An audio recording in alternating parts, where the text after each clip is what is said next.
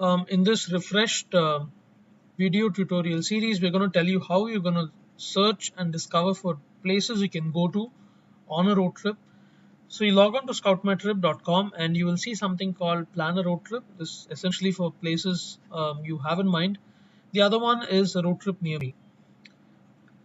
Let's just select one or two options and let's yeah. I'm selecting hill station and wildlife. Let me click on discover. So it will send out options from where I am. So right now it's picked up my location as Thane and it's showing me these options which are near me, which are either hill station or wildlife.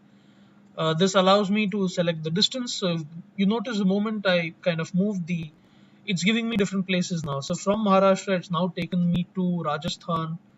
It's taken me to Madhya Pradesh. So this is essentially how you discover places. You can have the distance meter, you can change the tags, you can select urban. So it's going to keep giving you different options basis what you kind of are looking for. This is a very unique feature on ScoutMyTrip and something that you'd love to use to discover new places all over India. Any of these places you can click and it will start planning a route for you from there. There you go.